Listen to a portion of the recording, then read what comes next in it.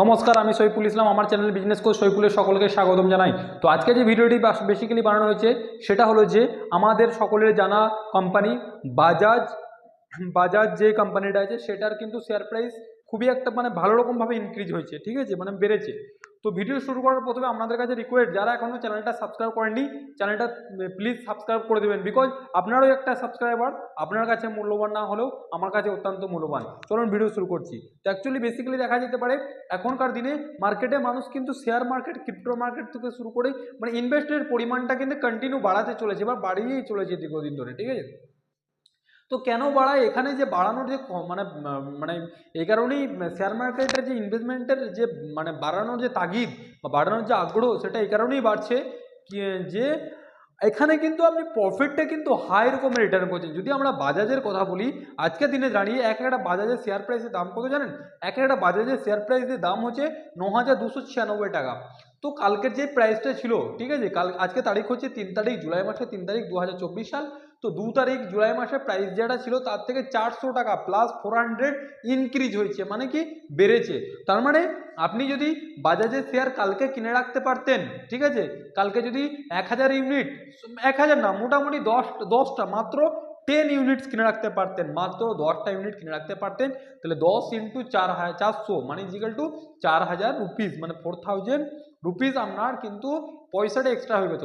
তাহলে ওই টাকাটা কিন্তু যদি আপনি ব্যাংকে যদি ফেলে রাখতে পারতেন, মানে মোটামুটি 9,296 ইন্টু 9,200, মানে আমি 9,000 টাকা ধরে চললাম, 9,000 ইন্টু 10টা শেয়ার যদি কিনতেন, তাহলে 10টা শেয়ারের 9,200 ইন্টু 10,000 মানে 92,000 যদি আপনি ব্যাংকে কালকে রাখতেন সেভিংস অ্যাকাউন্টে, সেটা কিন্তু আজকে যদি চেক করতেন সেটা আহামরি কোনো চেঞ্জেস দেখাতো না, সে নেগলিজেবল, মানে 92 থেকে হয়তো 2000 থেকে হয়তো হার্ডলি 10-12 টাকা হয়তো বাড়তে পারে, ওকে।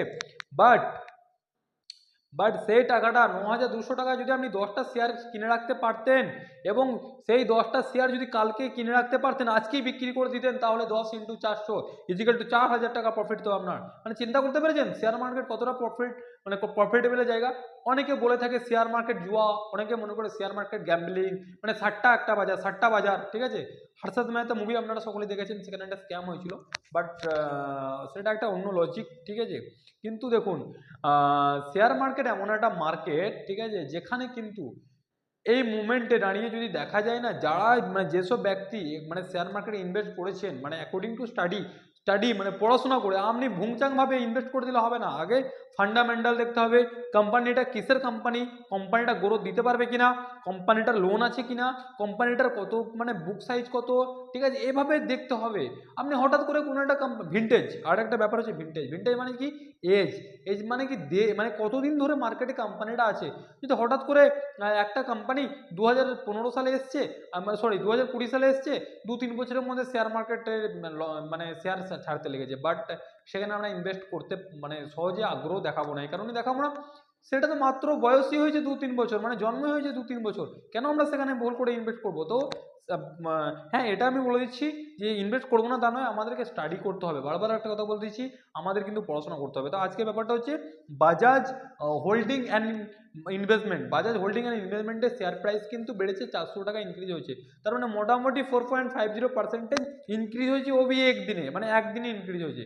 কিন্তু এই টাকাটা যদি ফিক্সড ডিপোজিটের ইন্টারেস্ট কত দেয়, ফিক্সড ডিপোজিটের ইন্টারেস্ট দেয় 3% থেকে মোটামুটি 4 বা 4.5% আপনার ইন্টারেস্ট দিয়ে থাকে, ওকে। তো এবারে কিন্তু 3 এন্ট্রি বাজাজ হোল্ডিং এর মধ্যে ইনভেস্টমেন্টের মধ্যে কটা এন্টিটিস থাকে এটা আমাদেরকে জানতে হবে। বাজাজ হোল্ডিং এর মধ্যে 1 নম্বর থাকে বাজাজ অটো লিমিটেড থাকে, বাজাজ অটো লিমিটেড থাকে, ঠিক আছে। 2 নম্বর হচ্ছে Bajaj Finserv and the erstwhile Bajaj auto limited, ঠিক আছে, বাজাজ অটো থাকে এবং বাজাজ ফিনসার থাকে, বাজাজ ফাইন্যান্স সার্ভিস। ফিনসার কি, যারা বেসিক্যালি দেখবেন বাজাজের, আপনারা যদি কোনো একটা মোবাইল শপে মোবাইল কিনতে যান, যদি কোনো একটা আইফোন কিনবো, তাহলে আপনি যদি রিলায়েন্স ট্রেন্ডে যান, এভরিথিং বা কোনো একটা মোবাইল শপে গিয়ে থাকেন, যদি টাই আপ থাকে, তাহলে দেখা যাবে যে বাজাজ ফিনসার কি করে, বাজাজ ফিনসার বেসিক্যালি লোন ইস্যু করে। কিন্তু একটা জিনিস মাথায় রাখি, বাজাজের এই শেয়ার প্রাইস কেন এত বাড়ে কেন, এটা কেউ জানতে হবে। যদি কেউ বাজাজের লোন নিয়ে থাকেন, ঠিক আছে, বাজাজের লোন যদি কোনোদিন আপনারা নিয়ে থাকেন, আমি একটা নিয়েছিলাম, বুঝলেন তো। তো বাজাজের লোনের ক্ষেত্রে দেখা যেতে পারে যে ওদের যে কাস্টমার এনসিএ কি নিউ কাস্টমার অ্যাকুইজিশন, বাজাজের যদি আপনি একটা লোন কোনো কারণে নিয়ে থাকেন, ওরা কিন্তু অল টাইম প্রি অ্যাপ্রুভ লোনের অফার করতে থাকে। আমি প্রথমে একটা ভিভো নিয়েছিলাম, তারপর একটা আইফোন নিয়েছিলাম, তারপর নেক্সট একটা আইফোন নিয়েছিলাম। তো এইভাবে করতে গেলে বাজাজে কেন নিতে যায়, বেসিক্যালি ওরা জিরো ইন্টারেস্টে লোনটা দিয়ে থাকে, বাট সামথিং একটা অ্যামাউন্ট লাগে। এটা জিরো বলে দুনিয়াতে কিছু হয় না কিন্তু, ঠিক আছে, এটা কিন্তু আমাদেরকে মাথায় রাখতে হয়। দুনিয়াতে জিরো বলে কিছু জিনিস হয় না। ওকে, জিরো মানে কি, যে জিরো অফ কস্টে, মানে কোম্পানির প্রফিটটা কোন জায়গায় থাকবে তাহলে যদি আপনাকে জিরোতে দিয়ে দেবে তো, ঠিক আছে।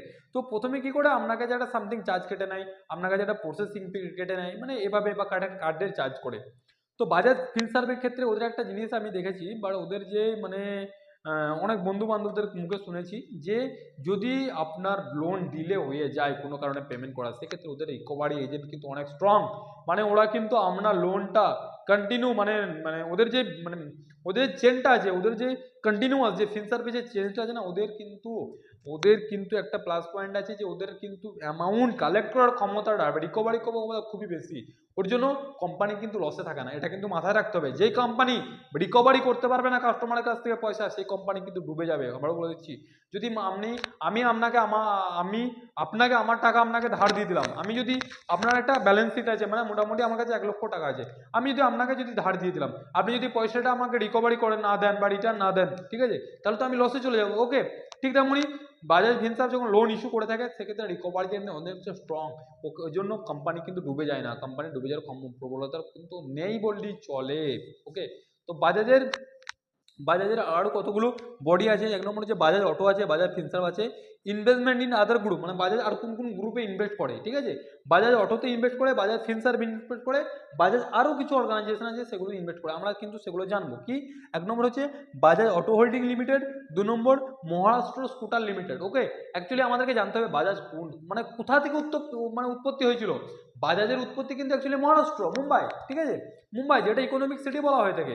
বাজাজের মেন শুরুয়াত হয়েছিল কিন্তু আমাদের ইকোনমিক সিটি, অর্থনৈতিক শহর মহারাষ্ট্রের মুম্বাই থেকে। ওকে, তো বাজাজের মানে যে ইনভেস্টমেন্ট আদার গ্রুপ, মানে বাজাজ কোন কোন গ্রুপে ইনভেস্ট করে। 1 নম্বর হচ্ছে যে বাজাজ অটো হোল্ডিং লিমিটেড, 2 নম্বর মহারাষ্ট্র স্কুটার লিমিটেড, 3 নম্বর Bajaj electrics limited, Mukand limited, Hercules limited এবং মুকুন্দ লিমিটেড, ঠিক আছে। দেখুন, আমি সত্যি কথা বলতে গেলে আজকে একটা নতুন সাবজেক্ট শুনেছি, মানে স্টাডি যদি আপনি কন্টিনিউ করতে থাকেন না, আপনার নলেজ বাড়বে, সেটা কোনো সন্দেহ নেই। আমি আগেও জানতাম না যে হারকিউলাস বাজাজের কোম্পানি। ওকে, বাজাজের একটা বডি, বাট আজকেই প্রথম জানতে পারলাম, মানে এত মানে যে বাজাজ হচ্ছে হারকিউলাস হচ্ছে বাজাজের একটা মানে একটা সাবসিডিয়ারি বডি, বা একটা মানে parent company Bajaj. Okay, parent company কি, parent organisation Bajaj holding and investment limited. MD CEO কে আছে Shri Sanjivnayan Bajaj, and NSC symbol কি, এনএসসি